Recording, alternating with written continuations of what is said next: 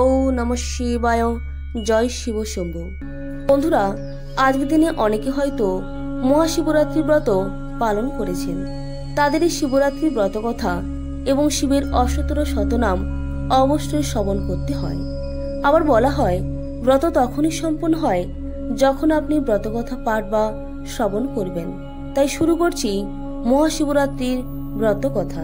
পুরাকালের কথা, তখন কৈলাস পর্বতের শিখর ছিল সর্বরত্নে অলঙ্কৃত। ছিল ছায়াশনিবিড় ফুলে ফলে শোভিত বৃক্ষ, লতা ও গুল্মে ঢাকা। পারিজাত সহ অন্যান্য পুষ্পের সুগন্ধে চারদিক থাকত আমোদিত। এখানে সেখানে দল বেঁধে নৃত্য করে বেড়াত অপ্সরারা। ধ্বনিত হতো আকাশগঙ্গার তরঙ্গ নিনাদ।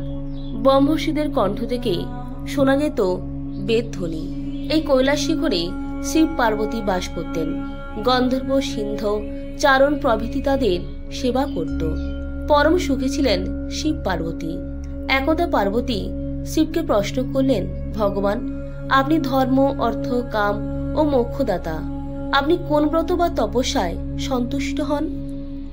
দেবী পার্বতীর কথা শুনে শিব বললেন, দেবী, ফাল্গুন মাসের কৃষ্ণপক্ষের চতুর্দশী তিথির রাত্রিকে শিবরাত্রি বলা হয়।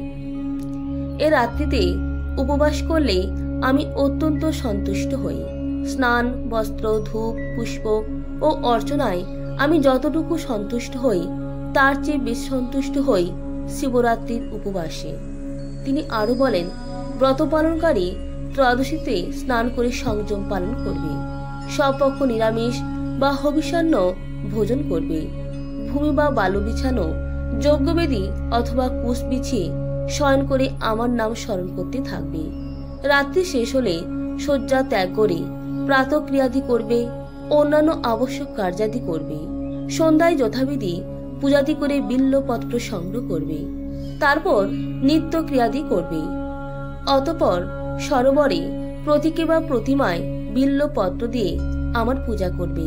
একটি বিল্বপত্র দ্বারা পূজা করলে আমার যে প্রীতি জন্মে, সকল প্রকার পুষ্প একত্র করে কিংবা মণি, মুক্তা, প্রবাল বা স্বর্ণ নির্মিত পুষ্প দিয়ে আমার পূজা করলেও আমার তার সমান প্রীতি জন্মে না। প্রহরে প্রহরে বিশেষভাবে স্নান করে আমার পূজা করবে। পুষ্প, গন্ধ, ধূপাদি দ্বারা যথোচিত অর্চনা করবে। প্রথম প্রহরে দুগ্ধ, দ্বিতীয় প্রহরে দধি, তৃতীয় প্রহরে ঘৃত এবং চতুর্থ প্রহরে মধু দিয়ে আমাকে স্নান করাবে এবং পূজা করবে। এছাড়া যথাশক্তি নিত্য গীতাদি দ্বারা আমার প্রীতি সম্পাদন করবে। হে দেবী, এই হলো আমার প্রীতিকর ব্রত। এই ব্রত করলে অপস্যা ও যজ্ঞের পুণ্য লাভ হয় এবং 16 কলায় দক্ষতা জন্মে। এই ব্রতের প্রভাবে সিদ্ধি লাভ হয়। অভিলাষী ব্যক্তি সপ্তদ্বীপ বা পৃথিবীর অধীশ্বর হয়। শিব পার্বতীকে আরো বলেন, এবার শিব চতুর্দশী তিথির মাহাত্ম্য বলছি শোনো। একদা সর্বগুণযুক্ত বারাণসী পুরীতে ভয়ঙ্কর এক ব্যাধ বাস করত। বেটে খাটো ছিল তার চেহারা, আর তার গায়ের রং ছিল কালো। চোখ আর চুলের রং ছিল কটা। নিষ্ঠুর ছিল তার আচরণ। ফাঁদ, জাল, দড়ির ফাঁস ও প্রাণী হত্যা নানা রকম হাতিয়ারে পরিপূর্ণ ছিল তার বাড়ি। একদিন সে বনে গিয়ে অনেক পশু হত্যা করল। তারপর নিহত পশুদের মাংসভার নিয়ে নিজের বাড়ির দিকে রওনা হলো। পথে ক্লান্ত হয়ে সে বনের মধ্যে বিশ্রামের জন্য একটি বৃক্ষমূলে শয়ন করলে এবং একটু পরে নিদ্রিত হলো। সূর্য অস্ত গেল। এলো ভয়ঙ্কর রাত্রি। ব্যাধ জেগে উঠল। ঘোর অন্ধকারে কোনো কিছুই কারো দৃষ্টিগোচর হলো না। অন্ধকারে হাতড়ে হাতড়ে সে একটি শ্রীফল বৃক্ষ অর্থাৎ বিল্ব বৃক্ষ পেল। সে বিল্ব বৃক্ষে সে লতা দিয়ে তার মাংসভার বেঁধে রাখলো। বৃক্ষতলে হিংস্র জন্তুর ভয় আছে এই ভেবে সে নিজেও ওই বিল্ব বৃক্ষে উঠে পড়ল। শীতে ও ক্ষুধায় তার শরীর কাঁপতে লাগলো। এভাবেই সে শিশিরে ভিজে জেগে কাটালো সারা রাত। দৈববশত সে বিল্ব বৃক্ষমূলে ছিল আমার একটি প্রতীক। তিথিটি ছিল শিব চতুর্দশী, আর ব্যাধ সেই রাত্রি কাটিয়েছিল উপবাসী। তার শরীর থেকে আমার প্রতীকের ওপর হিম বা শিশি ঝরে পড়েছিল।